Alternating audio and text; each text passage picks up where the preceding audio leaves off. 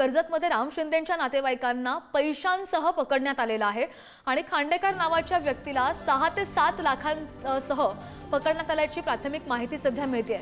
रोहित पवार यांच्या कार्यकर्त्यांनी कर्जतमधील एका हॉटेलमध्ये पकडल्याची माहिती सुद्धा समोर येते। मोठी बातमी पाहतोय कर्जतमधून आणि कर्जतमध्ये राम शिंदेंच्या नातेवाईकांना पैशांसह पकडल्याचा आरोप होतोय। स्पायरल बाइंडिंग चोई आहे 5 लाख रुपये आई काहीचे ठेवा सरपंच 5 लाख सगळे इथे गावाला चलो भाई लेते का रख ऐका ना तुमचे ना आपण नंतर विचारतो फक्त कशासाठी पाठवलं तुला कशासाठी पाठवलं सर मी आले तिथे पाठवलं काय केलं तू आता ह्याच्यात आतापर्यंत तू मी काहीच किती पैसे वाटले मी काय ना या ते होऊ दे सगळे गरज होती काय असलं करायचं आपलं काम धंदा तर पैसे वाटायला ऐका तुम्ही बाकी ऐका की राव हाणला राव तिथं एक मिनिट हे बघ ही यादी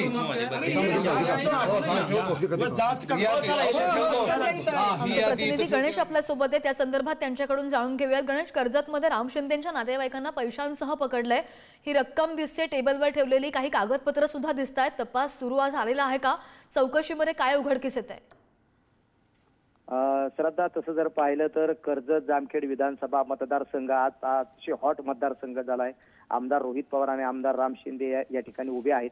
आता या कर्जत शहरातील लकी हॉटेल या ठिकाणी रोहित पवार यांच्या राष्ट्रवादी काँग्रेस पक्षाच्या कार्यकर्त्यांनी राम शिंदे यांच्या नातेवाईकाला काही मोठी रक्कम या ठिकाणी वाटताना पकडलेला आहे आणि त्या ठिकाणी त्यांनी त्याला विचारणा केली असता त्यांनी सांगितलं की मी राम शिंदे साहेबांकडूनच या ठिकाणी आलेलो आहे आणि त्यांचा एक कोणीतरी खाजगी पीए होता, तो पण त्यांच्यासोबत होता, पण तो निघून गेला असं त्यांनी माहिती सांगितली। पोलीस घटनास्थळी आलेले आहेत। मोठी रक्कम या ठिकाणी मिळून आली। पोलिसांनी त्याला ताब्यात घेतलंय आणि कर्जत पोलीस स्टेशन मध्ये नेलेला आहे। तसं जर पाहिलं तर श्रद्धा, काल राम शिंदेंनी या ठिकाणी आरोप केला होता की बारामती ॲग्रोचे अधिकारी पकडल्यानंतर रोहित पवार या ठिकाणी पैसे वाटतायत आज, आणि आता पुन्हा राम शिंदेच्या नातेवाईकांना कार्यकर्त्यांनी या ठिकाणी पकडल्याचं आपल्याला पाहायला मिळतं। श्रद्धा, हो, पण हा जो आरोप होतोय राम शिंदेच्या नातेवाईकांकडून, या संदर्भात काही स्पष्टीकरण आलेलं आहे का? नाही, आता अद्याप तरी राम शिंदेच्या नातेवाईकांकडून किंवा राम शिंदे साहेबांकडून याबाबत काही स्पष्टीकरण मिळालेलं नाही। त्यांच्याशी आपण संपर्क साधत आहोत।